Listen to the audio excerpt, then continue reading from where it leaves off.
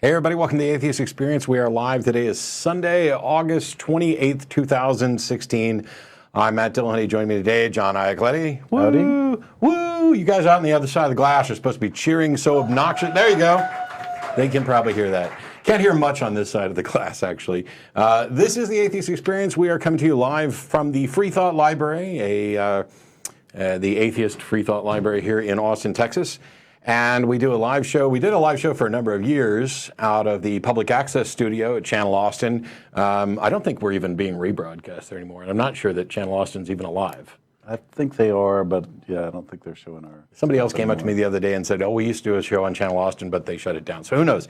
We're here in our building, and this is a live internet stream. We take calls from people around the world, some of them staying up very, very late to call from all around. Looks like we've actually got callers from Brazil, New York, and a couple from California right now. The number is right below John. And you can also go to the website, atheist-experience.com, and there's a section at the bottom that says, how do I call the show? That'll have the number and a big green link that says, call the Atheist Experience, so that you can use your, your gaming rig and your microphone and headphones to just talk to us that way. Normally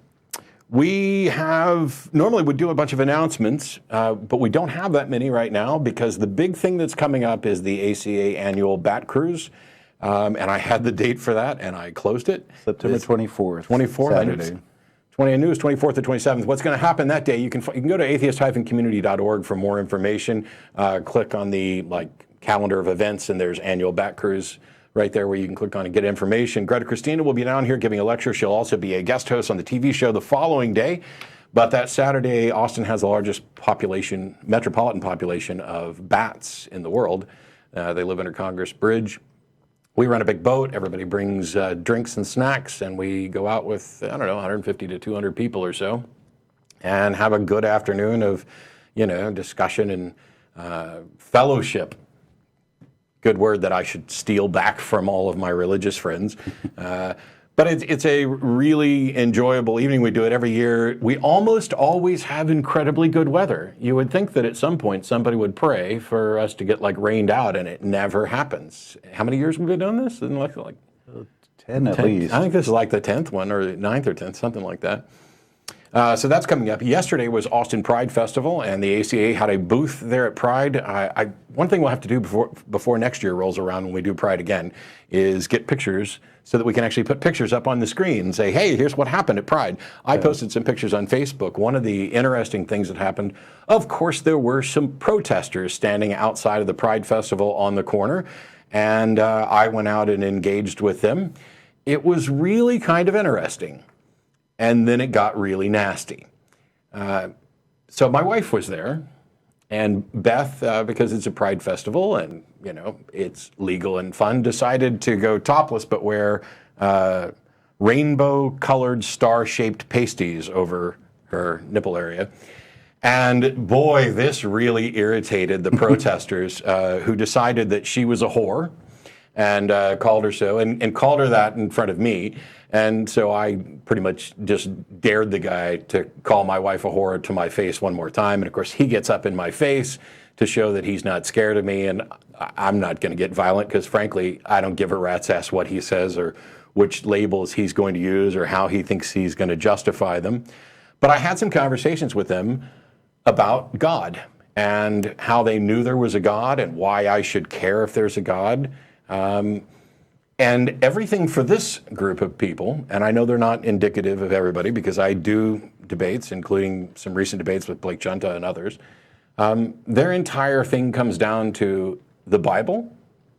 It has to be true. It's the Word of God. There's no possibility that they're wrong about this, and they don't even need to demonstrate it because it is, by their own claim, self-evident. Then they did the, how do you know you have a brain? Have you ever seen your brain? Hey, look at this, the sun there. Man can't create the sun, so who created the sun? And there were several of these. Who created the sun? Who created grass? Who created the universe? Who created logic when they decided that they wanted to have a philosophical conversation about logic? And this gets back to something that I've said over and over throughout the years. If you ask the wrong questions, you are unlikely to get the right answer. And the correct question for those is, how did the sun come to be? How did grass come to be? How did the universe come to be? How did my brain come to be? How did language, logic, whatever, how did this come to be? Or actually, in some cases, did this come to be? The foundational laws of logic that we were talking about of identity, non-contradiction, excluded middle, those sorts of things, is there ever, I mean, are they a thing? Do they exist? Did they need to have a beginning? Because they were arguing that, you know, you can't have logic without a master logician who created the rules of logic, which is an epic failure to understand that even their God is bound by the law of identity, non-contradiction, excluded middle. And to claim otherwise renders their God, by definition, absurd. And I asked him, why would you ask the question, who created this? Why shouldn't the question be, how did this come to be? And then if the evidence points to a who, then you can answer with a who. And if the evidence points to something other than a who, then you get to point to that answer. But by biasing the question, all those questions with who did this, what they're doing is they're betraying both their limited understanding of the potential answers. They are creating essentially a circular framework for their argument by saying it must be a who, and I have the best who, and you atheists don't know any who's in Whoville, that they get to then say, I win. Well, you don't win. All you've done is demonstrate that you don't understand reason, you don't understand philosophy, you don't understand cosmology, you don't understand science, you don't even understand the basic problem that science deals with, the problem of induction and how what we're making is scientific inferences. I've never seen my brain. I've seen scans of my brain on an MRI. I've seen evidence that shows that I have a brain by being, wired up to different things. And just by communicating with other people, that counts as evidence for a brain. Every human being we've ever cracked open their skull has had a brain. So it's an inference that I have a brain. But maybe I don't. Maybe I don't actually have a brain. How could we find out? This question of how could we find out came up over and over again. And when we got to the point of an afterlife, they were like, oh, you don't believe in an afterlife either? No, why would I?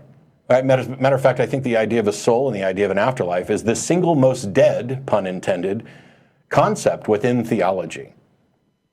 But how I asked them, how can you demonstrate that you're correct about there being an afterlife? And he replied, honestly, you have to die. Okay, I haven't died. Have you died? No. So neither of us have died. And I have no position. I don't think that there's any sort of afterlife. I don't see any evidence for it. I can't conclusively demonstrate that it doesn't exist. But you're convinced that there is an afterlife when you said that the way to find out is to die, and you haven't died. Ah, he says, but there's one who died and rose again. So I pointed in my recent debate resurrection with Blake Junta in the hopes that maybe he'd look at it. I doubt that he will, because this very idea, they claimed that the Bible was the most scientifically proven book in history. And I was like, no, it's not. And he said, name another book that's more scientifically proven. My 8th grade science book.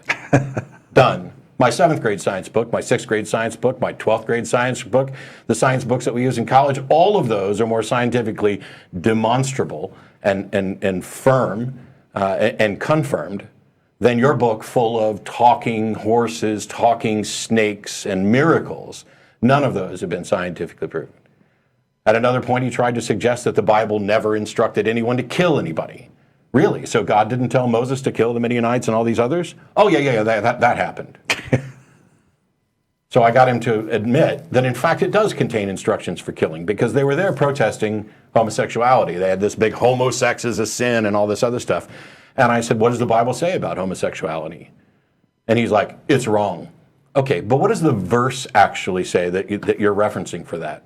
It just says it's wrong. And I said, well, what it actually says is that if a man lies with another man as he lies with a woman, they have committed an abomination. And he goes, yep. And I said, see, I know this stuff, but do you know what it says after that? And he goes, what? And I said, they have committed abomination. They are deserving of death. And his face kind of balked for a second because he realized that there's another potential instruction to kill people. So the guy who was out there telling me that everything I needed to know was in the Bible, that was the most scientifically proved book in the world, didn't know the details or skipped past the details of the Bible, decided to cherry pick out the hateful verses that allowed him to come out and call my wife a whore and mock and sling vile name-calling and accusations at all of the LGBT community who was there, pretend like he was doing it from a point of love, when he had really no clue about how to go about telling whether or not any of this was true, and if it were true, whether or not it was right. Because he had bought in hook, line, and sinker to the idea that there must necessarily be a God, the book in his hand must necessarily have come from God, and everything that book says is good, whether I personally think it's good or not. These people are victims. They have had their minds poisoned by religious indoctrination, religious teachings. They have sacrificed their humanity and their reason and their moral compass on the altar of, I better worship God or else. And what it does is it prevents them from saying, you know what? I don't care who you have sex with. Why should I care who you marry? You can pee next to me. Why should I care what bathroom you use? It prevents them from making those incredibly easy conclusions that this is none of my business. And maybe I shouldn't keep oppressing people and shouldn't keep trying to take away their rights and shouldn't keep sitting around calling them names. In their attempt to express Jesus' love, they are spewing anything but love. And there were plenty of Christians, when they found out what happened, who said, oh, that's not true Christianity. Those people weren't real Christians. Okay, fine. Then you come down here and you have an argument with those people. And when the two of you decide on who is actually the real Christian, then that's the one that I'll continue carrying the conversation on, or continue the conversation with. Because the fact of the matter is, whether you think they were true Christians or not, most of what they were there saying was in fact biblical. And the Christians who want to love everybody and they have their gay-friendly churches, they are specifically taking those hateful, immoral verses and saying, well, you know, we can interpret those in another way. They don't have a biblical leg to stand on from the standpoint of doctrine. They are definitely better people, and I'd rather eat dinner with them. But you don't get to say that the people that are out there saying homosexuality is an abomination are somehow unbiblical. You can say, well, they're not treating people with love and respect, but then you're also ignoring a bunch of things like Paul's instruction for slaves to obey their masters, including the cruel ones, and Jesus is creating a scourge and going after the people in the temple, and other statements like that. It's all cherry picking. It's embarrassing. And the best thing that can happen is for both the incredibly loving, gay-friendly Christians and the incredibly hateful, biblically sound Christians to both realize that it's all a crock of shit that is keeping us from actually living in a society together, allowing people their freedoms, protecting people's rights, and making progress towards a better world. You're all screwing it up for the rest of us, and that's why we do this show. On that note, Well said. thank you. On that note, we got a caller who's been waiting on line one, and I'll let you go since I just talked for a while. Hey, Minh in Oakland, thanks for waiting. Oh, hello, Matt. Hello, John. Thank you so much for taking my call. Hi, Minh. Yeah, so I'm so glad that I can speak with you again, Matt, because I've been waiting for months to talk to you again. Wants to speak to you. Yeah, so I guess you see the notes. I want to tell you the experience I got, like, right on the day right after I spoke with you and Phil. Right. Yeah, and it's make me wonder, you know, like, if I become a rational person, is it always a good thing? It makes you wonder, if you became a rational person, is it always a good thing? Yes. Okay, that's actually an interesting question. Is it a good thing to try to be as rational as possible? I think one thing to point out is that a lot of people, when they view I'm going to be a rational being, what they think of is a Vulcan from Star Trek. That's this cold, calculating, perfect logic. And I would say that if you're going to go that route, that you should actually listen to Spock, who pointed out that logic is the beginning of wisdom, and that none of us are advocating for a divorce from emotion, a divorce from empathy, that it is entirely rational, in my estimation, to exercise empathy and emotion to inform your decisions. But what was your experience that made you question whether it's a good thing to be rational?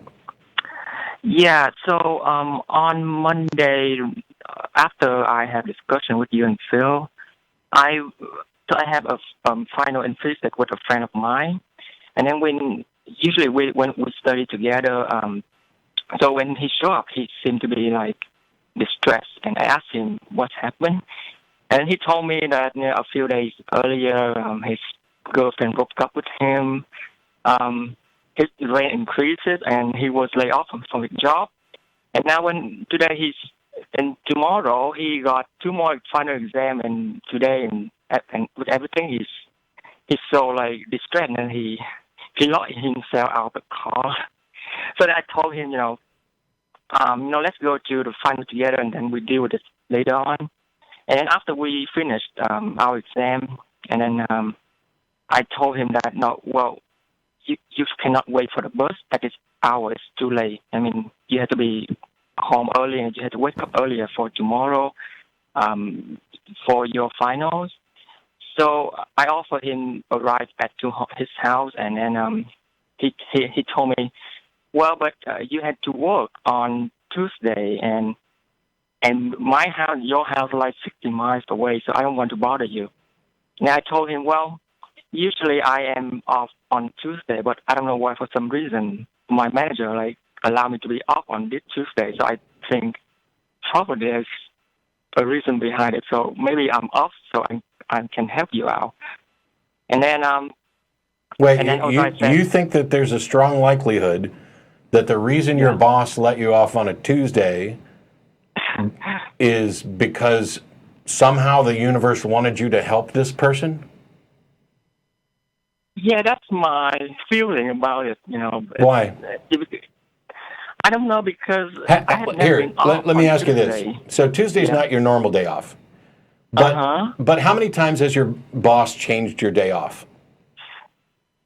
Not really.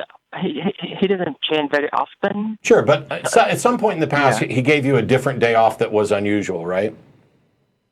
Yes. Did something happen on that day that turns out you really needed that day off?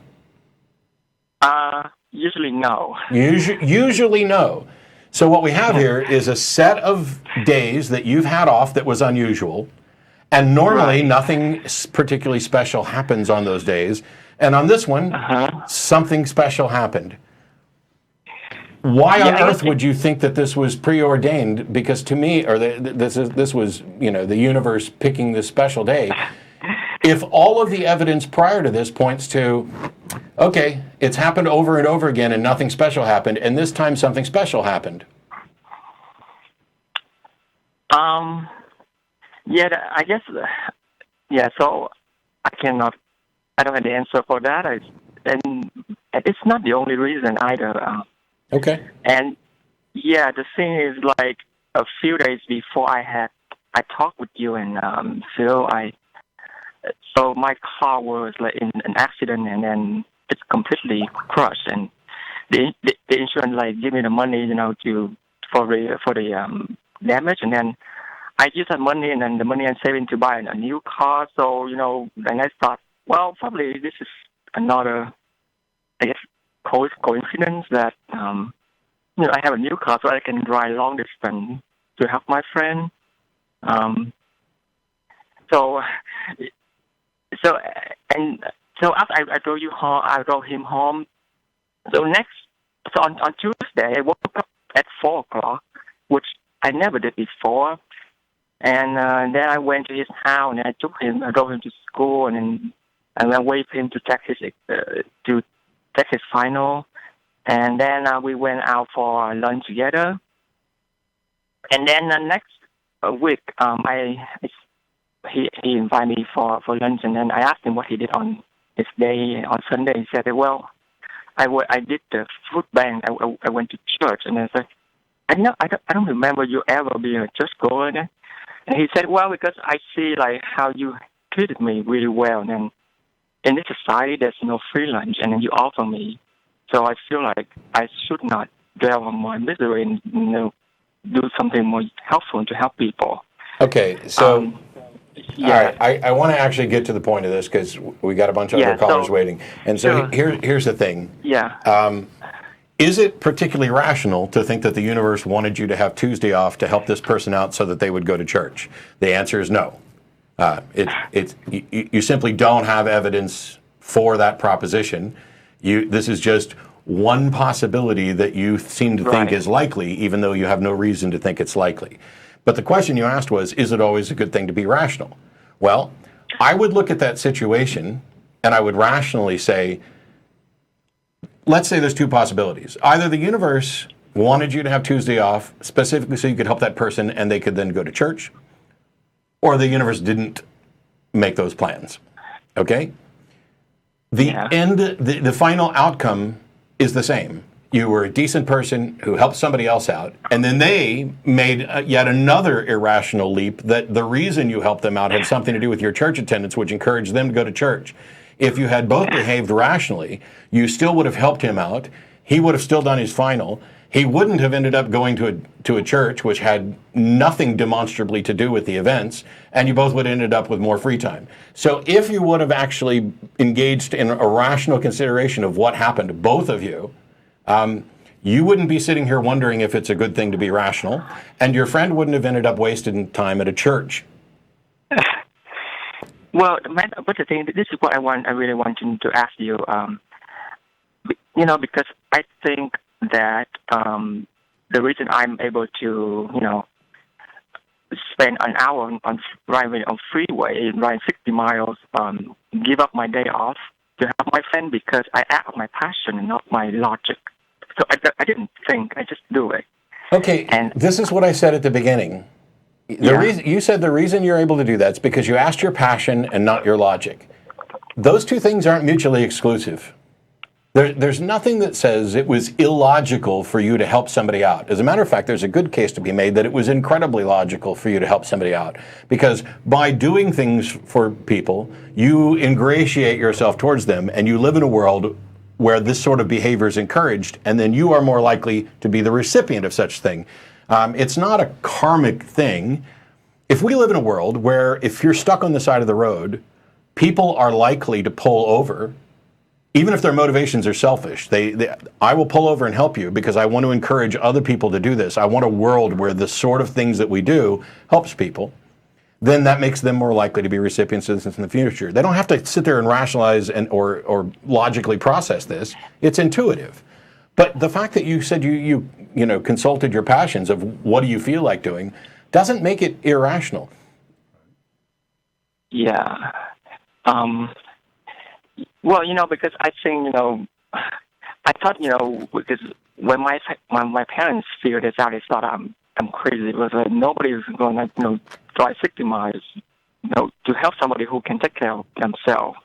So, that's why it makes me wonder if I'm really irrational like you, will I be able to have the same drive, to do something that above and beyond my comfort to help. Here's the thing. So first of all, I don't think you're necessarily being irrational about helping people. I think you're being irrational about the conclusions that you make about whether or not the universe cares at all about it. But I think given what you're saying, you would probably say that John and I are perhaps more dedicated to rational thought than you are, right? Yeah, I think so. I can't speak for John. I will let John speak for him. Members of the atheist community of Austin participated in a whole bunch of efforts.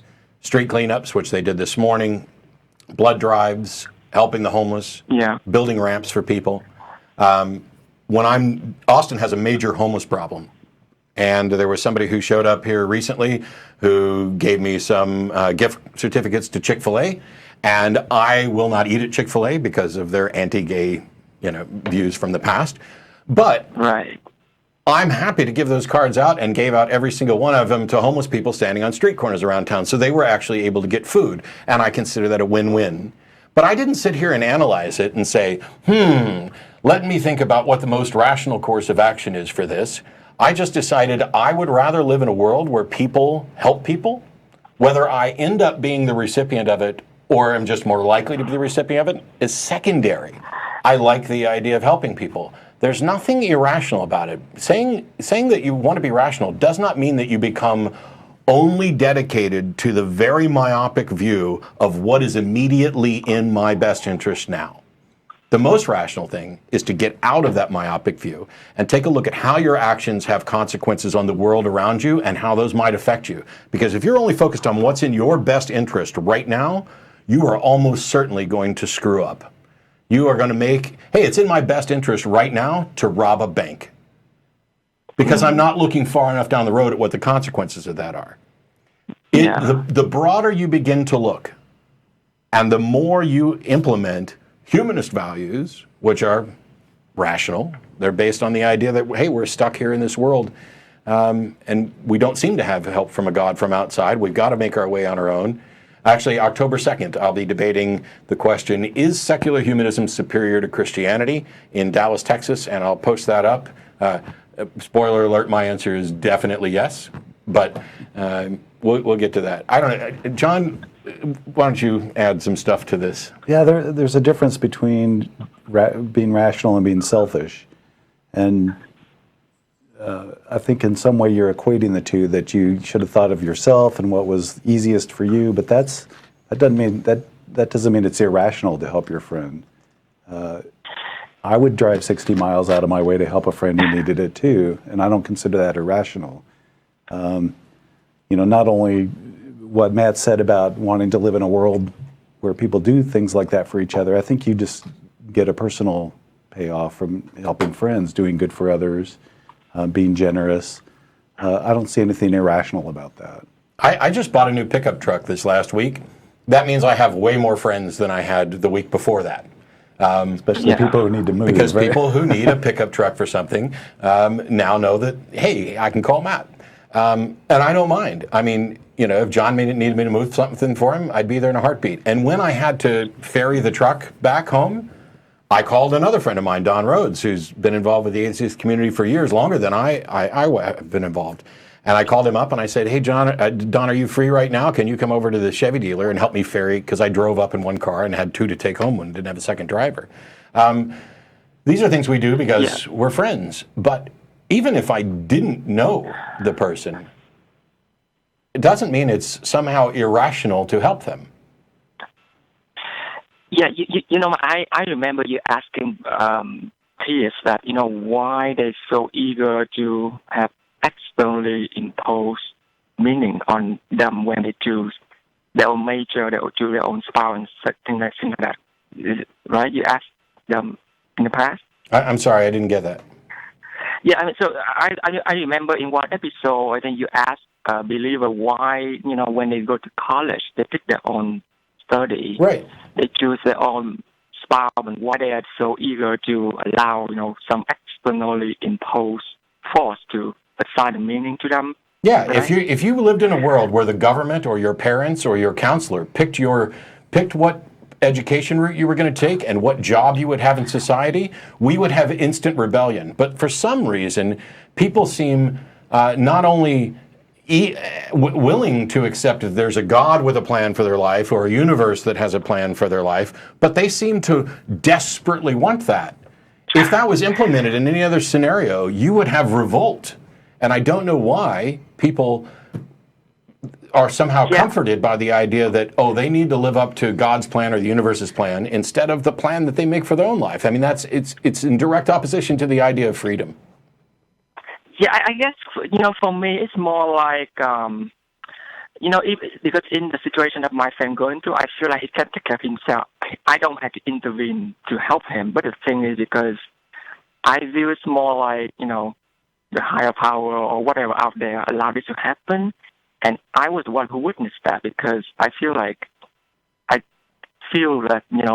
this was like, I was there because maybe because I'm supposed to help out. Okay, let me ask you this.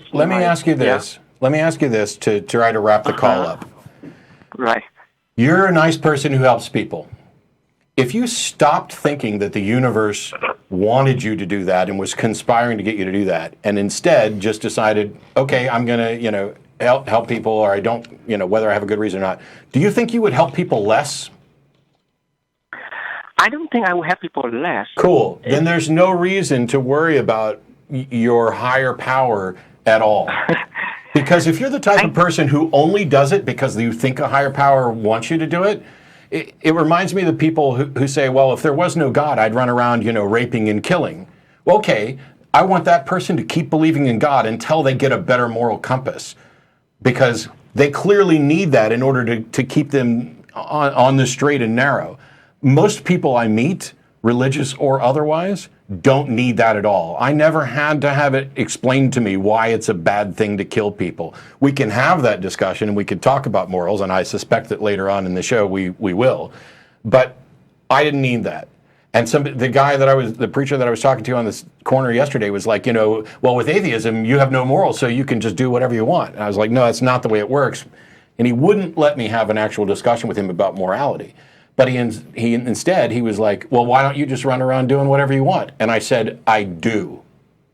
I do run around doing whatever I want. And I'll borrow from Penn Jillette here. I kill exactly as many people as I want, which is 0. I rape exactly as many people as I want, which is 0.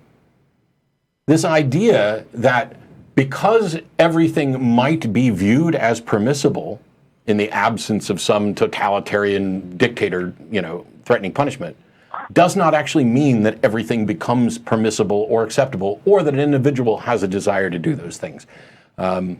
So in your case, whether you make an appeal to a higher power wanting you to do it or not, I think is kind of irrelevant. I think you're trying to look for a crutch to explain why you're a decent person, and I think you should just accept that you're a decent person, take credit for being a decent person and continuing to be, and just keep going out and doing the right thing.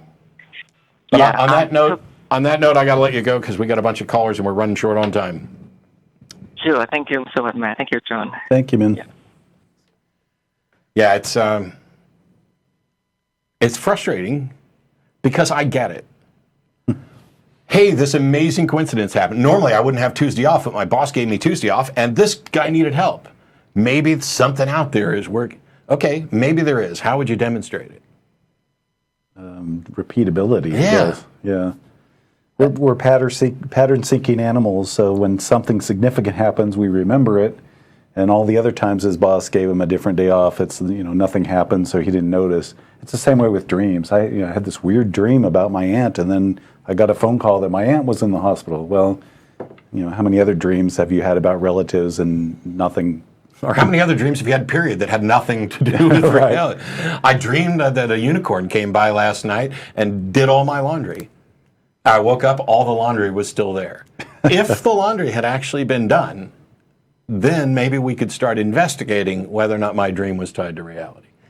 Although that wouldn't be my first guess. When you hear hoofbeats, think horses first, zebras second, unicorns dead last. All right, we've got Zane, thanks for waiting, in Miami. Hello. Hello. Hello. Hi, Zane. You're on the air. How are you?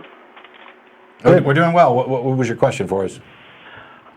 I've been watching this quite a few episodes, and I've seen people try to give proof of the existence of God. Mm-hmm. And well, as it stands, where you kind of don't accept the evidence. I think it was last episode where you said even if 90% of prayers came true, you would just have an effect and an unknown cause. So that made me think, what would be accepted? Well, not what would be evidence, but is God provable? If that's not enough proof, then is God even provable? I don't. It depends. First of all, it depends on the definition of God. But generally speaking, I think most of the gods that are being offered, they're not provable. They're not falsifiable propositions. But that's not my fault. That's the fault of the people who are accepting an unprovable. It's like saying, hey, is Bigfoot real? Well, I don't know. We don't seem to have enough good evidence to think that there is a Bigfoot. And somebody says, well, maybe Bigfoots are magical and they are able to hide themselves away. Okay, well, now you've turned your proposition of a natural entity in the world into something that violates the laws of nature, which may make it untestable or unverifiable. And so once you've done that, you now have a proposition that you're acknowledging you don't actually have good enough and can't actually have good enough evidence for. Because, so let's say that a group of 10 people got together and prayed, and 9 of them consistently seemed to have their prayer answered. It would depend on, what we asked for, I'm going to, if 9 of them, if their prayer was, please let the sun rise tomorrow, obviously we're not going to take too much into that. So this idea of praying for something and seeing a result, the prayer needs to be specific, answerable by a single occurrence, not prone to interpretation, not flexible in its time frame. Oh, please give me a woman president. And then, if Hillary doesn't win in 2016, which she will, you wait, 30, 40 years or however long it takes to actually get a woman president, and then you claim your prayers were answered. That's not very impressive. Or praying for rain, Yeah. Please give us rain. Well, eventually it's going to rain. Yeah, what's funny is in Texas, when we were having a drought, the governor and some of his religious friends got together and prayed for rain all summer long, even had a big prayer gathering, and there was no rain. And then a bunch of atheists got together in Houston for a convention, and it started pouring. So, given the sort of cherry picking that people engage in, maybe it's atheist gatherings that are causing rain supernaturally and not prayers. But let's say that we could consistently confirm that 9 of them got it right, that their prayers were answered. What that would tell us is that we have an effect. We don't exactly know why it happened, but we do have a consistent result, which means we could say that those individuals, that there's something to what they're doing. We may not know why or how it works, but we could reasonably conclude that there's a strong enough correlation that we could conclude that the prayer is probably tied to the result. The how and why behind it, we can't know. We need to be able to demonstrate a cause. And so when people say, oh, it's true because there's a God who's, their particular God who's answering these, okay, that's one possibility. There may be others that we're unaware of. So when somebody says that answered prayer is enough to prove God, my answer is no, it's actually not. But here's the problem. We never, ever have that scenario. Prayer has been tested repeatedly by the Templeton Foundation and others, and what they find is that prayers are answered roughly at the rate of chance, which means they're not answered, which means atheist prayers are just as effective as Christian prayers, Hindu prayers, Muslim prayers, Scientologists' best wishes, or whatever the hell they do. There's no demonstration for this. And what's worse, one of the studies showed that if they were engaged in intercessory prayer, praying for a recovery for people who had heart surgery or whatever, that they divided them up into different groups: people who weren't being prayed for, people who were being prayed for and did not know that they were being prayed for, and people who were being prayed for and knew that they were being prayed for. And the reason to divide it up like this is that you might think that if the group that was being prayed for and knew they were being prayed for might actually perform better for psychological reasons, because they were convinced. I've heard you talk about this before. Yeah, because they were convinced they were getting supernatural. But that's not the result they got. As it turns out, the people who were being prayed for who knew they did worse.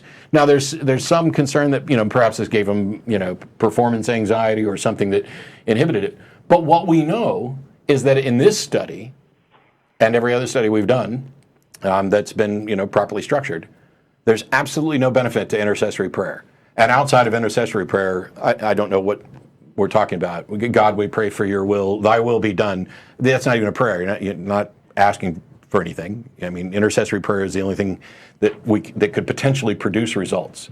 So when we actually get results at 90%, then I'll take a look at this again, and I'll explain why it doesn't necessarily demonstrate cause A is the correct cause, but I'll fully acknowledge that we have a 90% success rate, and that this correlation is so strong that there's something to these claims, even if it's intentional deception on the part of the people who are compiling the data. But we don't have that, so it becomes a moot point. It's like saying, "Hey, if God came down here and spoke to a whole bunch of people at once, wouldn't that be evidence for God?" You betcha. But that never happens. Just like God doesn't heal amputees. Okay. Oh, okay. You actually give an answer at the end, because what I was going to do is form a thought experiment. it's a hypothetical of some extreme occurrences happening, and I was going to ask you, would that go ahead and prove God? And you kind of provided one. If God went ahead and spoke to every single person at the same time, that would be a proof of God. No, that's not what I said. The evidence. It'd certainly be evidence for the proposition, but it wouldn't necessarily be proof. So one of the things is that we have this problem. We have a number of problems. We have the problem of induction and inference, which takes us away from certainty. But we have another problem, which was summed up by Arthur C. Clarke, which is any sufficiently advanced technology is indistinguishable from magic. I could take myself and all the things that are in my car, and if I traveled back in time, I would be viewed as a god.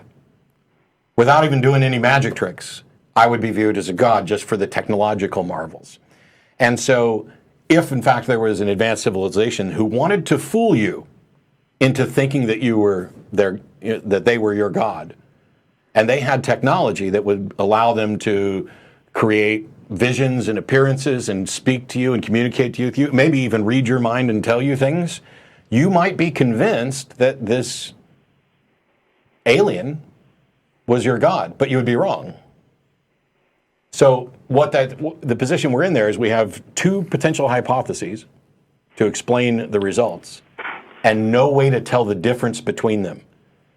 That's why it's been commonly said that a God that doesn't exist, or a God that's invisible and immaterial, is indistinguishable from a God that doesn't exist. If your God doesn't manifest in reality in a detectable way that ties directly to that God, then its existence is logically equivalent to its non-existence.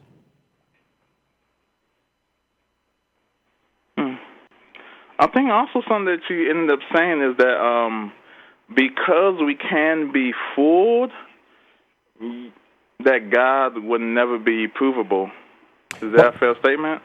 So I would say no, because when we look at what the definition of God tends to be for most normal ones, then I would have to acknowledge that if that God exists, it should be capable of clearly, irrefutably demonstrating to me and anyone else that he exists. That would be one of God's capabilities. I can't tell you how it would be done, but that's because I'm not a God. But a God would know exactly what it would take to convince me, exactly what it would take to get past the problem of induction if it's solvable. It would be capable of demonstrating beyond reasonable doubt. And the fact that this hasn't happened ever is a demonstration that no such God exists, or if a God exists with those capabilities, he doesn't want me or anybody else, evidently, to know that he exists. But that's not my problem. Imagine you were God, Zane. So you're God, and you really want me to understand, to accept that you exist, and understand what it is you want for my life. Okay? Mm-hmm. How would you go about making sure that I had information to reasonably reach that conclusion? Would you write it down or tell some people to write it down in a book that's going to be copies of translations of copies thousands of years old, where people argue and disagree about what it actually says and means? Or would you just talk to people? Well, that's what I was trying to get into with the whole thought experiment. We could go to extreme means where maybe God could manifest physically in front of every single person at the same time. Like, sure. Why not? So I was trying to go ahead and ask you, like, could we go ahead and make up a model? Because I heard other callers come in trying to make models for thought experiments. So could you go ahead and make up a model in which a God can be proven to people? That's basically like, can you imagine a universe? Can you create a model, a computer simulation where you have these people that would basically be us in the computer program, and then God can be proven to them? You could put in whatever, God speaking, God performing all miracles, 100% of miracles that the person he's standing in front of asked for. They ask for their own planet. They ask for there to be 0 planets, and they breathe in outer space, so on and so forth. They go as far as they could think of. Like, could that go ahead and be evidence for God, or proving God's existence? can there be any simulation ran where the people will go ahead and say, oh, wait, God does exist? So I don't think there could be any such thing along those lines, or at least I'm not aware of anything along those lines that would get you to certainty, or even something incredibly close to certainty. But I would say that, once we set aside issues of solipsism and we agree that we're working in this reality and that John and I are sharing space, then yeah, there's a lot of potential things like that. Hey, everything vanishes, and John and I, because this should never be with a single individual. It should also always be with somebody for independent verification. That's a fundamental aspect. And everything vanishes, and John and I are now out in space, not breathing, and there's a God there. Now, how did I rule out delusion? I didn't. But we would have to be able to investigate in such a way that we could. But that should be trivial for a God. And so while I say I don't know how a God could do it, by definition, a God should be able to do it. Well, and if that happened, my first thought wouldn't be, oh, there must be a God. My first thought would be that this is a trick of some kind, or it's a hallucination. But a God would be able to demonstrate to you that it's not a hallucination, that it's not a trick. I don't know how a God could do it, but I mean that seems to be consistent with the characteristics of a God. Right. And if it was some advanced civilization who can do things that we don't think are possible in our civilization, would you call that a God? Well, some people might call that a God. And might have good reason to. Yeah. But whether or not it was like the God. I mean, who knows what the potential path would be to show that this is the case? This is why I say I don't know how a God would do it, but God would know. And the fact that it hasn't happened is demonstration that that God either doesn't exist or doesn't want me to know that he exists. Either way, it's not my problem. I didn't create the world. I didn't create the world in such a way that the claim is unprovable. But what the other thing it demonstrates is that if you accept this, if you acknowledge that this is the way things are, then you're also acknowledging that anybody out there who believes either must have had such a demonstration from a God and are completely incapable of telling the rest of us what it is, or that they're wrong. And with that goes every religion based on the supernatural right out the door. Or they just have a really weak standard of evidence. Well, on what convinces them. I say that falls underneath the you're wrong. If you can't demonstrate, you're right. Is that good enough, Zane? Yeah, just to summarize, you're saying you wouldn't know how a God would prove itself. However, if they are an omnipotent God, would they wouldn't have any problem proving themselves? Right. Is that correct? Yeah, just like I don't know how a cosmologist would prove their Big Bang model, because I don't have the sufficient understanding to know how they would prove it, but I'm convinced that they have that understanding and would then be capable. The difference here is that I'm teachable, and as long as we're talking about the natural world, I'm sure Lawrence Krauss could sit me down, as other scientists have done, to teach me things and to make me understand. And that brings up one last problem related to all of this. You're God again, Zane, and you've created the universe, and for some reason you've created beings who don't seem to be capable of understanding you. Whose fault is that? I heard that spoken on so many times. Maybe I'll call back another time and speak about that. But okay. Anyway, for now, so should the statement, like if you're being proselytized to, should your primary statement be not only can you not, well, should your statement be God is unprovable, rather than saying your God hasn't been proven? No, so this is the thing. As soon as you say something's unprovable, you're making a claim. It would depend on their definition of God. It would depend on what my statement is this. I am not convinced that a God exists. I don't know what it would take to convince me, but a God certainly would. And it's not impossible that you might know how to convince me, even though it hasn't happened. That's it. Okay. And I guess this would be by the end of my call. I also asked you something, but you said way back in episode 461, where a guy in college said he was convinced that God existed because he saw a waterfall split in three. It wasn't a guy in college. That's Francis Collins, who was the former head of the Human Genome Project and is, at least, he may be currently, but was recently like the head of the NIH or something like that.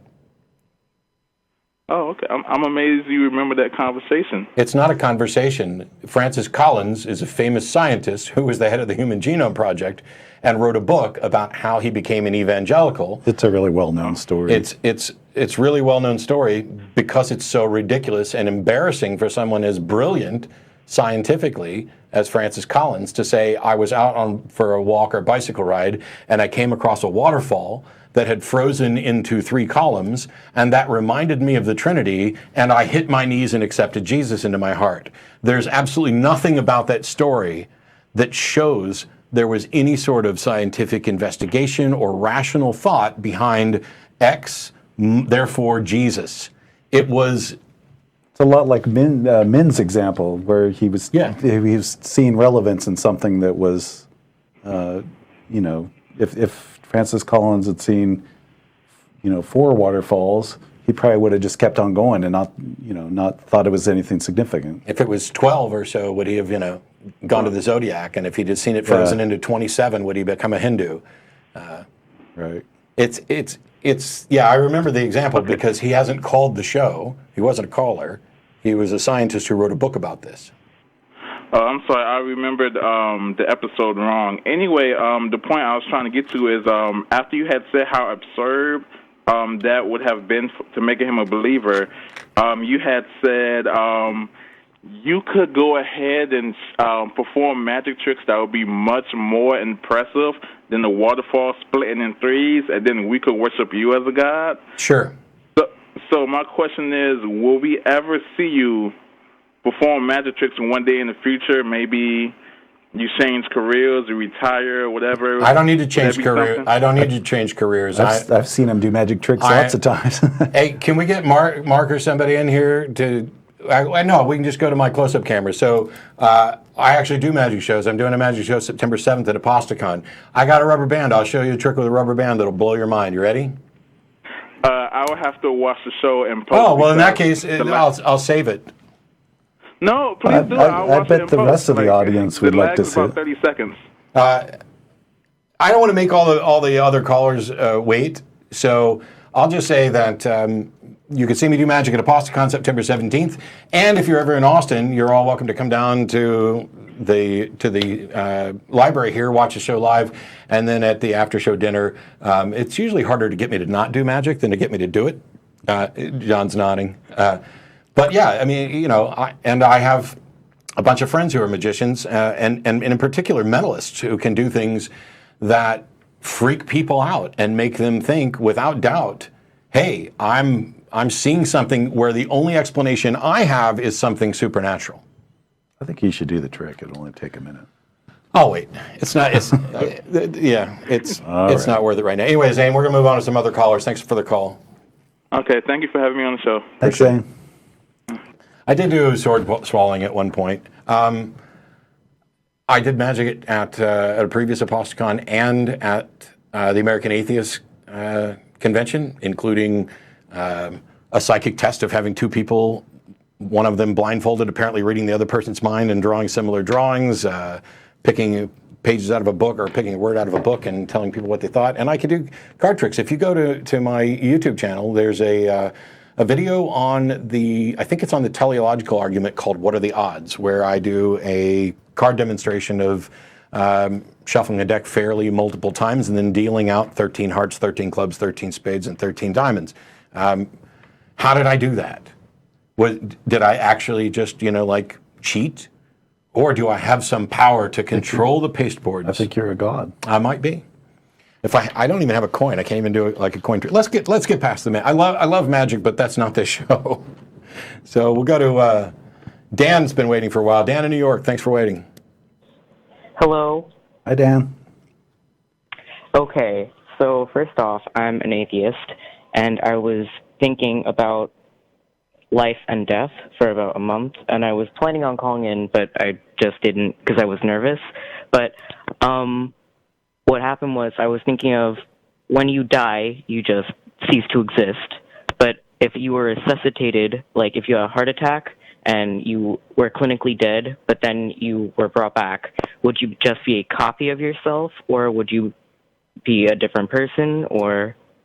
So I think you're talking about the problem of identity, which sometimes comes up in the transporter problem and other things. You know, like if you step into a transporter on Star Trek and you're completely taken apart and you're put back together out of completely different molecules somewhere else, are you still you? My answer is no, you're actually a copy of you. But your question, where somebody's died on a table and been resuscitated, are they still them? Then my answer is yes, because the foundation of identity relies on continuity, and not necessarily my continuity. Like every night when I go to sleep, I don't recall what happens. I could be being replaced every single night by aliens with a copy of myself, and I'd never know it if it was a perfect copy. But if we could demonstrate, for example, with cameras in my room that I was actually there asleep all night, then that would show a continuity, even though I don't have a continuity of experience. So I don't seem to think that there's any reason to think that somebody is a copy of themselves. In Star Trek terms, yeah, you step into a transporter, you die. You're committing suicide every time you go in there. It's just you might not care. Because it's different molecules in that case. But when you die, clinically die, and you're resuscitated, it's still the same cells. Yeah, and it's not just the Star Trek thing's not just that there's different molecules. It's that the continuity is broken. If you were conscious, for example, in transit, but that's a big long thing that's probably making my wife scream right now as to she hates that conversation. But no, your life and death resuscitation, I don't see any reason to think that the person is a copy of themselves. Well, my thinking was because the electrical impulses in your brain would cease and then a different set of those would start. So I was thinking that if that's just your consciousness or whatever you would like to call it, then you would be a different person. I wasn't talking about different matter or cells. Sure. But the physical pattern, including the brain, is still there with full continuity.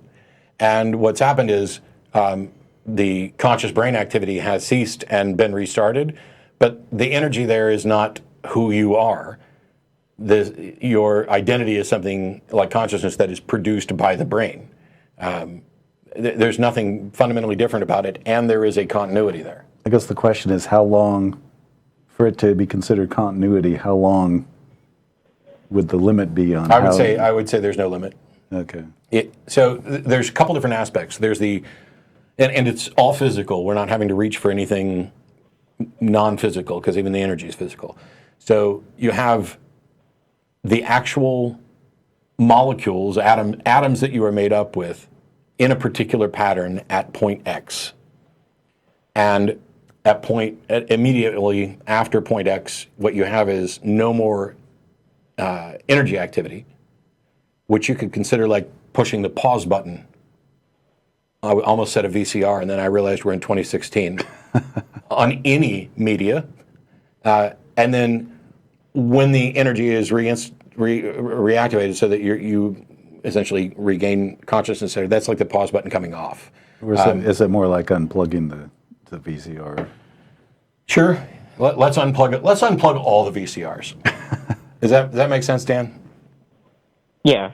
But by the way, there are plenty of people, and I'm sure I'll get emails, who completely disagree, who might argue that your example isn't so much a copy of themselves, but that continuity was broken such that you couldn't say person prior to or after resuscitation was the same as the one prior. But the issue of identity is a big one, an important one, but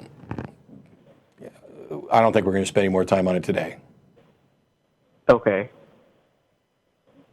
Cool. Thanks for the call, Dan. Okay, bye. Bye-bye. Thank you. Oh, this is kind of strange. Is it Xarok? Hello. How do you say your name? Xarok. Xarok. How you doing? Pretty good. I've actually called in before. The whole thing about continuity, I definitely plan to replace all my body parts with bionics if and when those become available. But sure, this is the ship of Theseus example, or I've got a car out there and we replace one part, then another part, and another part, and 2 years down the road, every single part's been replaced. Is it the same car? And the answer is yes and no. No, it's not the same physical components, but yes, it is still my car because my car gets redefined every single time I make the change. That's where the continuity comes from. The concept of a car. Yeah. Until we replace the VIN, and then the state's going to object that it's no longer the same car. Anyway, what's your question? Okay, so I wanted to know, and this might be too big of a question, but Guarantee it. I wanted to know because I was never really raised in any kind of religious family, so I've always been curious what the differences are between sects of Protestantism. The ones I have written down are Baptist, Lutheran, Episcopalian, Methodist, Pentecostalism, but I'm sure there are more. Yeah, definitely way too big, and probably boring for most of the audience. And I wouldn't be able to tell you the differences in theology between the different ones either. So John doesn't have the background, but I have the background, and I still wouldn't answer that because the best way for you to get the answer to those questions is to talk to people from each of those denominations and to do some research on what, for example, I was a Southern Baptist when I was a kid, and the churches that I attended were primarily part of the Southern Baptist Convention. Now, the Southern Baptist Convention has a statement of faith and a number of expectations for churches, but not all churches agree with every single one of those. So you could have a Southern Baptist church that might depart a little bit from the Southern Baptist Convention, and then you could have a Baptist church that's definitely not Southern Baptist.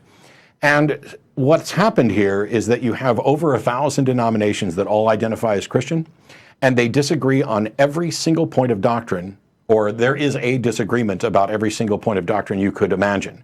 Right down to the character of Jesus. Was he wholly divine? Was he wholly human? Was he a mix of human and divine? How's that work? Disagreements about the Trinity.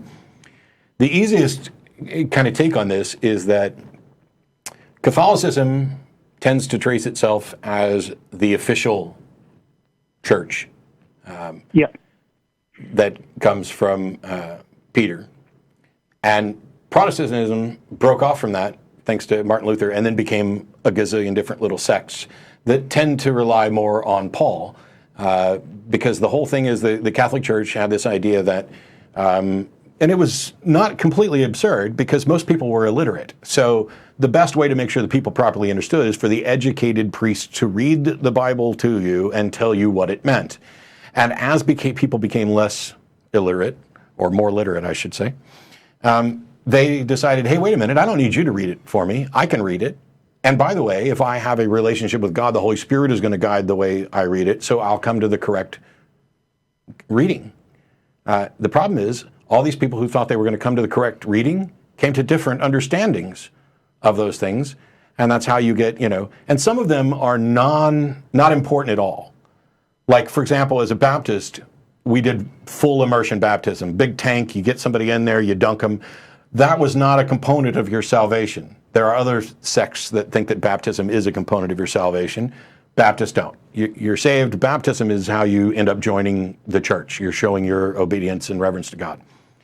But there's some people who don't do immersion baptism. They do sprinkles, or they dip, briefly, or other things. They do kind of symbolic baptisms. I don't know if it's just because they didn't want to pay for the bathtub, or if they actually realized, hey, if this isn't that important, why do we spend the money on it? Or maybe they had a really good reason that immersion isn't a requirement at all, so let's not give people the impression that there is. But you can start, even at Wikipedia, don't just read the actual article, but go to the linked sources at the bottom, and you can find information from all those. But it's really too big of a topic to give a breakdown of every single one of them, or even one in detail. I have a smaller question maybe you could answer then. It's completely unrelated. Okay. Can you name a piece of technology or specific medicine that's the result of evolutionary theory? Because I feel like that would be vaccines. The easiest way to convince something. Okay, just vaccines. It's pretty simple. I feel like you should mention that more often when people challenge you on evolution, but that's just me. Okay. All right. Sorry. Thanks, man. Bye. Vaccines. Done. That's going to be all me. Here we go. Hey, Chan, how are you doing? You're calling from Shreveport, Louisiana, and called in about miracles and stuff. How can John and I help you? Hey, Matt. Hey, John. Hey, Chan. Just wanted to, last week we were talking about the concept of miracles, and you asked a question, and I thought about it a little bit more, and you asked, how could we confirm a miracle? And that's a great question. And I guess what I wanted to ask you is, what do you mean by confirm? I think we kind of talked about this earlier. So there's two parts to this. One, you would need to be able to reasonably confirm that the event happened. Okay. Hey, my uncle lost his arm in the war, and we have all the records for this and the doctors, and we've got video evidence, and we've seen him, and now he has an arm that has just grown back. And since that would definitely fit as something that we would generally identify as a miracle, then I think that we could reasonably confirm that the event happened. The second question is, how do you then explain the event? How do you get to what caused his limb to miraculously grow back? And for that, I can't give you a clear way to confirm it, because it's the sort of thing that I don't see any path to be able to confirm it. Somebody would have to come up with a method by which we could confirm the explanation. Okay, fair enough. And last week when I called you, I mentioned the hypothetical about the beheaded pastor. Do you remember that? Yep. Okay, so what if I gave I think as a Christian, I don't think we should automatically go right to the miraculous. I have no problem looking for a natural explanation. So I think in order to call something a miracle, I think three things have to happen. So I'm going to lay this out and you tell me what you think. Number one, it needs to be a highly improbable event. Number two, it needs to lack a natural explanation. And number three, it needs to have a religious context surrounding it. Why? So I object to number two and number three. Me too. Yeah, okay, John does too, so I'll let John object to him. I object to number two and number three. Okay. Go ahead. So my illustration last week was about the beheaded pastor. There's ISIS comes in front of the whole congregation. They cut his head off in front of everybody. The coroner comes in. He picks up the head. They do a blood test on it. It was definitely, he was murdered. He was buried. Sure. Let me pause this, Chan. I apologize for interrupting you, because we don't need to rehash this. I will say one point I would like to try to get to before we're done is, why is it every time we talk about this, theists come up with this absolutely bizarre scenario that has never happened and which they can provide no comparable case to? A pastor beheaded who comes back to life a little later, a limb growing back. We can agree that these sorts of things would certainly lead us that direction, and yet we can also agree that those things have never happened. But before we get to that, I want John to be able to talk about why he objects to items 2 and 3 in your definition. Well, number two, Okay, go right ahead. Number two, as I recall, had something to do with it doesn't have a natural explanation, and that it lacks a natural explanation, and that's going into proven a negative territory. So my objection is, how would you determine that it lacks a natural explanation, or are you just saying you can't think of a natural explanation? No, I'm saying not that you can't think of a natural explanation, but that no natural explanation will work. Okay, so here's the problem with that. You've just made your entire thing circular. Because in order to say there is no natural explanation, you would need to demonstrate that there's no natural explanation, which means you would have to have godlike knowledge of every possible explanation. Yeah, how do you prove that? All your second criteria is it has no natural explanation is equivalent to is necessarily supernatural. And that's those two things are identical. Has no natural explanation is identical to is supernatural. But I think you're thinking that I'm getting to the point that if I was to call it a miracle, that I have to get to 100% certainty, and that's not necessarily the case. I'm not worried about 100% certainty. We went by what you just said when John questioned your second criterion. Because to say that it has no natural explanation, that is an injection of certainty there. That is because otherwise you're just simply saying we don't currently have a natural explanation for it. Your definition requires that we rule out any possible naturalistic explanation. But it's not just that second point. But if the second one's wrong, your definition has a problem. That's the point. And your third one, your third definition that it requires some sort of supernatural context. You have religious context. Or religious context. Yeah. So if a person's head was chopped off and came back, but it wasn't a pastor in a church, are you saying that wouldn't be a miracle? Well, it depends. I mean, yeah, if the person came back. What do you mean it depends? If we're out here and a guy walking down the street gets hit by a car and his head rolls off, and 2 days later he gets back up and there was no religious context to any of it, you're saying that's not a miracle? Well, that probably would be a miracle. Okay, yeah, then your definition of a miracle is flawed. Definitely, you agree on point 3, and we think on points 2 and 3. So we're not going to work with your definition of miracle. Okay, so what definition of miracle would you accept? Because in order to say something is a miracle, we got to have some kind of definition, and all miracles, if they occur, are on a case by case basis. Sure. People should investigate them on a case by case basis. That's why there's no set rule to say this is a miracle or this is not a miracle. We have to investigate those claims and see what evidence is brought forth to say that it's a miracle. Would you agree with that? Yeah, and that gets back to your number 2 again, is that if you go to investigate, okay, why did this limb grow back? And when you investigate, you come up with some naturalistic explanation for how this happened, then do you no longer call it a miracle? Or is it just that you understand something that you didn't understand before? You know, as we get more and more advanced, do things that were miracles become not miracles anymore? Well, and that's by definition, a miracle is a rare event. Okay. It's a rare, but that's why it's investigated. Then miracles are wholly unimpressive, and the only thing that we're concerned about is what is the explanation for miracle? Because there's all kinds of rare events and unlikely events.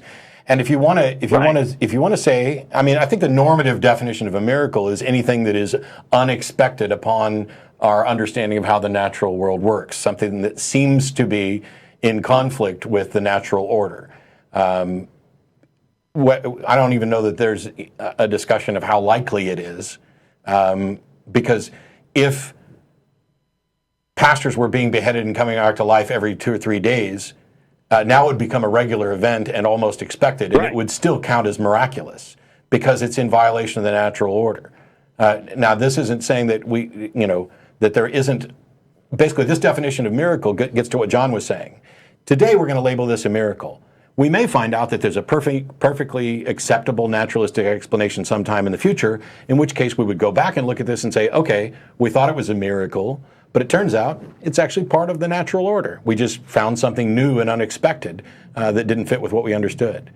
And this is why the whole definition of a miracle, an example of miracle, is secondary to the big claim, which is miracles, first of all, that a miracle has occurred, which I see, or a miracle which can be tied to a supernatural cause has occurred. I see no evidence for that at all.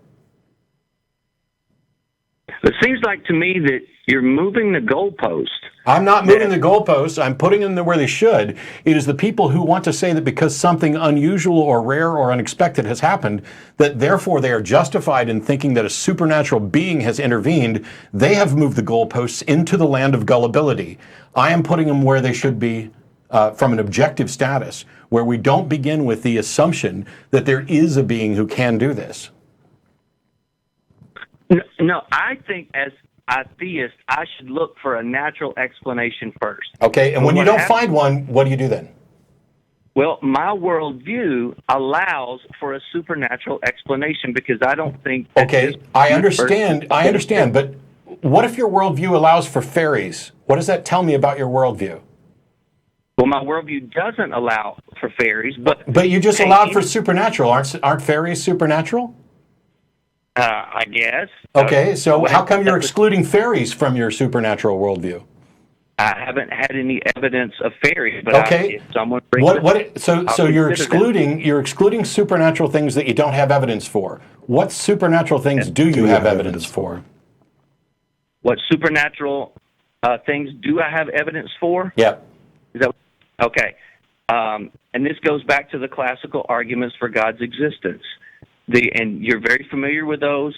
The cosmological argument. Not evidence for the supernatural. There's evidence for a cause of the universe. No. And that, okay. And through Big Bang cosmology, we know that the universe began to exist. Actually, we don't know that. We don't know that. And the current trend among scientists is to actually point out that the universe did not have a beginning in space-time. That space-time didn't begin to exist. And that's from Hawking, from Alan Guth. Sean Carroll's talked about it, exposed this when he debated William Lane Craig, because William Lane Craig gets up and says that the Borg-Guth-Vilenkin model supports his idea that the universe had a beginning and everything else, and Carroll explained why that was all wrong, and then had an actual picture of Alan Guth basically holding up a sign that says, Craig doesn't understand my model and is misusing it, although it had actually different words. So the Kalam cosmological argument is fundamentally flawed, but at the end, the conclusion of the Kalam of the universe having a beginning, a cause, does not mean that the cause is supernatural. Even if it were correct, it would not be evidence for the supernatural. But it's not correct. So using it is even doubly wrong. You're right. I can't force you to accept the conclusion of the Kalam. Why is it, Chan, that it was really simple for you to say your model accepts the supernatural and excludes fairies because you don't have evidence for them? And then when asked, what evidence do you have for the supernatural? You go to this abstract argument, which doesn't actually prove the supernatural and is also flawed. Where's the actual evidence for the supernatural? The resurrection of Jesus. How do you know the resurrection occurred? You don't get to just cite a story in a book and say this is evidence of the supernatural. What did you do with all the other dying and rising saviors that were popular? Did they rise from the dead? Those are copycats. Okay, how do you know that? Because I've done some research on it, and I've looked into it, and I've read some of the writings. I just did an entire debate on the resurrection with Blake Junta in Dallas, and then he came down to my house, and we sat on the couch and we talked about this. Blake acknowledges that in order to conclude that the resurrection occurred, you have to begin with the assumption that the resurrection is something that a God would do. So you have to begin with a God belief and that God would do it. And apart from that, you cannot reach the conclusion that Jesus rose from the dead. So that makes this argument circular. If you're trying to use the resurrection to confirm the supernatural, but you have to accept the supernatural before you can possibly make any sort of argument for the resurrection, then the argument is circular. Here's the problem. Here's the problem. There is no empirical evidence for the resurrection of Jesus. Zip, nada, zilch, zero, and there could not be. So if that's you're talking about a past event, right? And when you have a past event, then we must investigate it through historical claims. Right, and historians cannot confirm miracles by definition. That is a violation of historical methods. Bart Ehrman has pointed this out a gazillion times, that a miracle by definition is the least probable explanation, and no good historian could look at an event in history and say that the least probable explanation is actually the most probable one and is confirmed. Historians cannot do that. That is a violation of historical practices. Historians cannot confirm miracles. All they can do is say, yeah, hey, there's a bunch of people who said this happened, and we think we have reliable reports, and maybe some of them are eyewitnesses. But that doesn't confirm miracle. That doesn't confirm supernatural. There's no evidence for this, no empirical evidence for it. The problem with what you just said, Matt, about the least probable thing is you're using a relative frequency model to disprove this, but we can. I'm not disproving it. I'm not disproving it. I'm pointing out that it is not rational to accept that it happened Okay. Well, let's take your example, and we would say that it is very rare that countries drop nuclear bombs on other countries. It hasn't happened before World War II, and it hasn't happened since. But propaganda happens all the time. So according to your logic, we should take that when the U.S. dropped nuclear bombs on Japan, that was propaganda. The problem with the relatively frequency model is that there's one thing that trumps that, and that is evidence. Yes. And you know what we have for dropping evidence. the bomb on Japan? Evidence. Both in reports for people who were on our side and for people who were on the other side. We have measurements of radioactivity. We have the evidence of the destruction. We have people who have suffered because of it. We have photographs. We have mountains of empirical evidence for this. And we have nothing remotely like that for the resurrection. And here's the major problem. Let's say, Chan, you're God now instead of Zane. And you come down and you take human form, and you decide that you're going to give up a weekend and play dead as a way to serve as a loophole for rules that you evidently created or that are a part of you. And you go through all of this, and then you say it is absolutely critical that for anybody to get to the good place, they have to accept that this happened and then change their life based on that acceptance. And then you offer zero empirical evidence for the claim, so that nobody who wasn't actually there could be even close to reasonably justified that a miracle occurred. What kind of God does that make you? That caricature that you have of salvation is, I can't say what I would do as a God, but what you're assuming is that God only cares if you believe in him. I didn't. No, you didn't listen to me, Chan.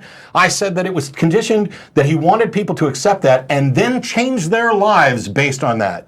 You don't get to tell me that my model is based on just belief when I just explained in detail. I understand this stuff. And I can tell you, even though you can't answer, what I would do if I was God. First of all, I'd never have that bizarre human sacrifice blood cult scenario in the first place. But if I did, I would provide clear evidence for the position. If this is true, that Jesus died for our sins and was resurrected, if this is true, it is the single most important event that ever happened in the history of the world. Agreed. And if it happened, and my afterlife is conditioned on what I think of that and how it affects my life, no good God, no reasonably intelligent God could ever construct a scenario where we have copies of translations of copies of hearsay accounts written decades after the purported events as the best supporting evidence with no empirical evidence, nothing to support it. There's better evidence for UFOs visiting Earth, and I think that's a crock, than there is for Jesus resurrecting. No God who actually cares or was reasonably intelligent would set up this scenario. Only someone who doesn't understand rational thought and doesn't care about rational thought could ever judge someone based on rejecting this unsubstantiated claim. Matt, I've taken up enough of your time. I don't know what Blake's case was for the resurrection. You can watch it. His case was that the author of Luke Acts, which he called Fred, because we don't know who it was, was reliable. And that the best explanation for apostles soon after the resurrection claiming that Jesus visited them was that he was actually resurrected. That was his argument. How did he know that Fred was reliable? He used Luke and Acts. Is that what you said? Yeah, the author of Luke and Acts is the same person, generally considered to be. Right. So, and he called him Fred because we don't know who that person is. We just generally there are certain writing distinctions that show that Luke and Acts are essentially by the same author. But you and I, go ahead. My case, the resurrection is actually earlier. I would have used 1 Corinthians 15. Which is actually he pointed earlier to 1 Corinthians 15 as well, because that's where the creed begins. But what that is a claim. That is not evidence for something. That is a claim of something. What I'm looking for is evidence for the claim. Well, what I'm saying is that case is a little bit earlier, and And there is a historical bedrock that a good number of scholars accept surrounding the life of Jesus. If you were to just look at the Gospels, not as a religious text, but as a historical text, most scholars would agree that Jesus, a man named Jesus, did die by crucifixion. Do you know why? Do you know why? Because most scholars give the benefit of the doubt to the fact that if somebody is portrayed as being a real historical figure, then they were. That is a flaw in historical methods that generally doesn't cause any problems, because most of the time when somebody's talked about as a historical person, they were. But it doesn't work in other situations. Now, I'd highly recommend you watch the debate between me and Blake. Just search for Dillahunty Junta, Giunta, resurrection, and you'll find it, because Blake gave his case, and then I demolish the Gospels. And I also talk about the limits of what historians can show, because at most, and here's a great example. Let's say I tell you that John told me he was just abducted by aliens. Do you believe that John was abducted by aliens based on my say-so? Based on your say-so? Right. Probably not. Probably not. Cool.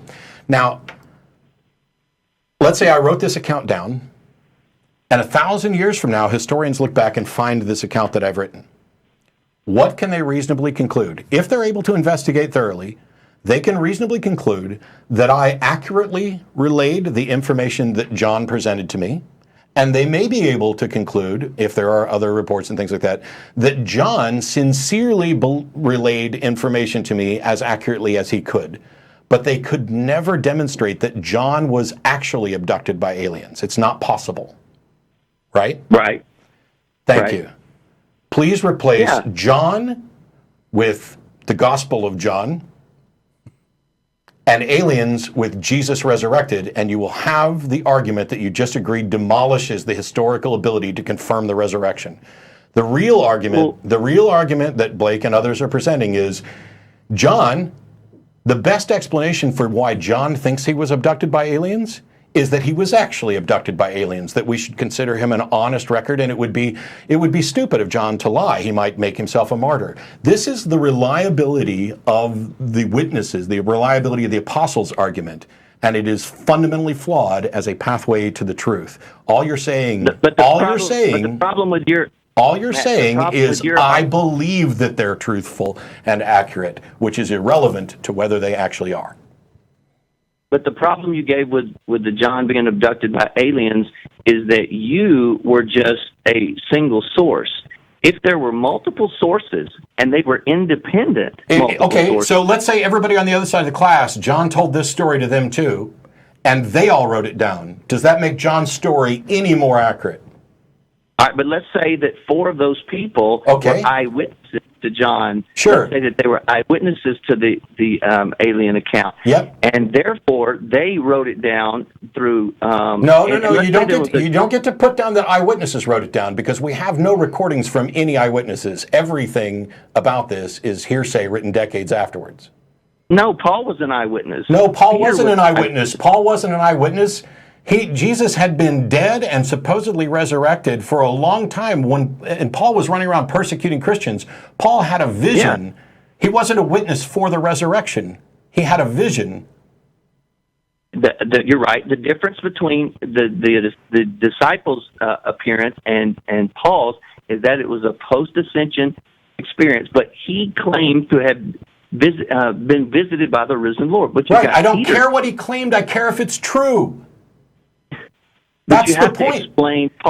You have to explain Paul's conversion. What would cause him to go from being the biggest persecutor of the church to the church's most able defender? What caused Cat Stevens to become a Muslim?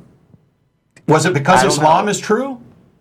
I don't know about Cat Stevens, but you have to be able to explain that. And I'm not saying... No. That's the point, Chan. You don't have to be able to explain it. The answer could be, we don't know. When you say that you have to be able to explain it, what you're saying is you can't come up with a naturalistic explanation. Therefore, it's a supernatural explanation that Paul actually had this. And not only do I not think that is necessarily the case, But then it gets to the point of, if a Damascus Road experience is good enough for Paul, why doesn't God do that for everybody? That's a great question. I know it is. That's a great And it question, and I don't know demolishes the foundation of this. No, because you're saying that Jesus had to have appeared to everybody on the planet. I'm saying not necessarily the case. No, I'm not saying he had to. I'm saying what is the reason?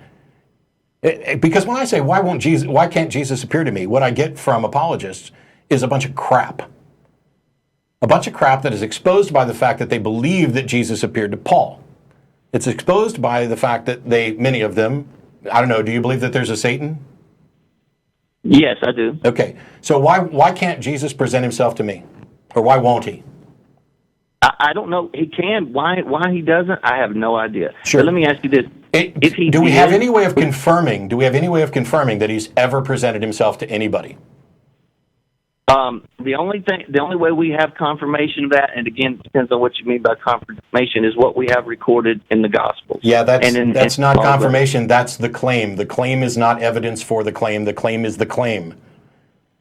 But this is a historical investigation, and no, and it's not. You can't historically confirm the supernatural. All you can confirm is that the accounts are reliable, and then you conclude that because we have an accurate model or an accurate representation of what Paul said, that you believe Paul. Well, I don't believe Paul. Why should I? But all that says is, it doesn't say anything about the evidence. It just says something about you that No, the reason I don't believe Paul is because there's not evidence. There's only a claim. It does say something about the evidence. You believe despite the lack of evidence. That's called faith. No, that's not true. That's not true. Faith, Okay. The biblical view of faith is not believing in spite of the evidence. That is not what Scripture teaches at all. It's not. It's not. So faith isn't the evidence of things unseen? Is that not what the Bible says? Faith is the evidence of things unseen? I can pull it up. Yes, it's Hebrews 11:6, and also Sure. Hebrews 11:3. It says faith is the assurance of things hoped for, the evidence of things not seen. Yes, right. You're not getting this, Chan. It says faith is the evidence, not faith is based on evidence. It says faith is the evidence. Faith is the confidence, not the foundation for it. It's saying faith is this, not faith is based on evidence. You know what's based on evidence? Reasonable conclusions. Faith is the excuse people give when they don't have a good reason, because if you have a good reason, you give it. And when I ask what is the good reason to believe something, you either give it or you make an appeal to faith. And when you talk about believing Paul, you're basically saying, I take it on faith that what I understand Paul to have experienced, he actually experienced. You have to take it on faith because you cannot have evidence that Paul actually experienced something, because you can't get into somebody's head to tell what they experienced, and it doesn't get more probable 2,000 years after the events. All right, Matt, fair enough. Listen, I've had a great conversation. I enjoyed talking with you. You're a lot of fun. You make me think, and hopefully I'll call back another time. I've taken a lot of your time. We're officially out of time, but I wanted to get you in the edit. So thanks for the call, Chan. I appreciate it. All right, Matt, take care. Thank you. On that, my apologies to the other atheists who didn't get through, and to John, who had to sit here patiently while I did my entire resurrection debate again. You can find that debate online at my YouTube channel, or you can go to patreon.com/atheistdebates, and then all my content's up there. And what you'll find is, not only did I do this debate with Blake, but Blake came down and we had a discussion about the debate, and then we had another discussion about methodological naturalism. And it was great. I mean, we're friends. We get along. Anybody who thinks we're not friends can just watch us on the little love seat in my office, engaging for 3+ hours over two discussions. It's the type of thing I enjoy. And by the way, I enjoy the conversations with Chan as well. Yeah. But it's entirely frustrating to constantly be engaged with apologists. And I did this with Blake. The example that came up with Blake is, let's say we're sitting in this room and we have no way to investigate what's outside of this room. And Blake came up with an example. He's convinced there's someone on the other side with telekinetic and telepathic powers. How would you demonstrate that? Well, I just got messages from this person and they're going to move things in this room. That's awesome. It's not the end all be all of what we would expect, but it's awesome. It is exactly the sort of real empirical, physical evidence we would expect that would allow us to possibly confirm that there's somebody on the other side of the wall. And when asked what sort of comparable evidence he has for the God that he believes in, well, you know, the fine-tuning of the universe seems to imply that there must have been a fine-tuner, or the Kalam cosmology. No, those are seems to imply. That's like saying if a pencil fell off the table, that seems to imply that there's a telekinetic person in the other room. That's crap. Why is it that people will say, what would it take to convince you? I don't know, but it's not anything super extraordinary as far as the standards go. The extraordinary claims require extraordinary evidence, yes. But why is it people who believe, when pressed, will talk about good evidence for the telekinetic in the other room and crap evidence for the God that they're willing to bet their life on? Why is it that when we talk about aliens, they immediately get, hey, there's no good reason to believe John. But when we're talking about resurrections, oh, there's good reason to believe Paul. There's good reason to believe the author of Luke, Acts, Fred. Despite the fact that, you know, when you go into the other Gospels, for example, Matthew writes about all sorts of things that aren't historically verifiable, like all the dead getting up and marching on Jerusalem, the zombie attack, or maybe not attack. There's no claim that they actually did any harm, but the dead got up out of their graves and marched on Jerusalem, even though it only happened in the Gospel of Matthew. And in the debate, you'll find that I go through each and every one of the Gospels to show how they cannot be reconciled. Who was at the tomb? Who was at the tomb when? Who told who? When did Peter get there? What happened? All of these things are contradictions. And the answer from the apologists is, well, that's exactly what you would expect if this was true and you had different people relaying the information. There's little things that they're going to get a little wrong, but they're all basically reporting that there was an empty tomb, so there must have been. No, there mustn't. That's something that needs to be demonstrated. It is the claim. Authors writing hearsay accounts decades after the event. When Elvis died for my sins, he stayed dead. And despite the fact that Elvis died, there were immediately claims that he was alive and spotted at convenience stores and rest areas and wherever else you could. And none of those claims are confirmation that Elvis actually didn't die, let alone that Elvis rose from the dead. We can't keep hanging our reason on a claim of reasonable faith. Faith is the excuse people give when they don't have a good reason. And I understand it. I'm not bashing the people who do it. We all do it.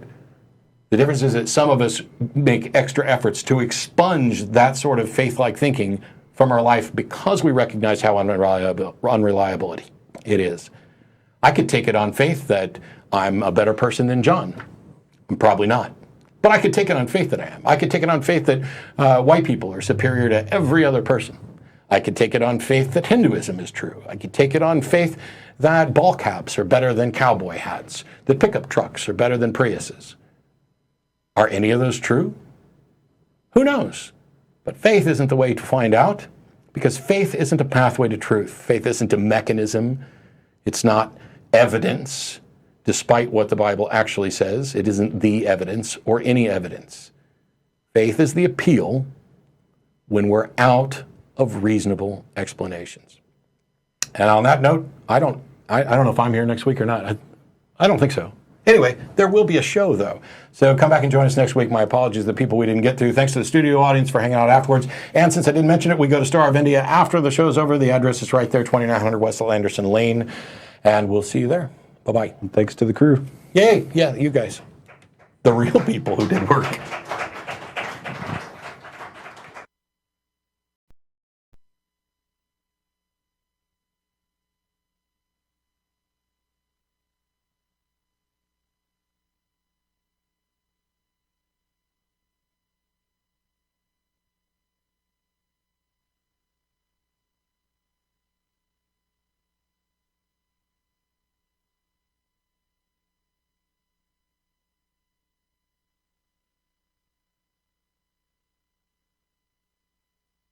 Hi, this is Russell Glasser, host of The Atheist Experience.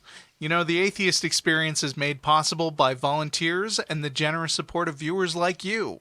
If the promotion of positive atheist culture and separation of church and state are values that you hold, please consider contributing by becoming an ACA member or visiting our product page at evolvefish.com under the Partner tab. Thank you.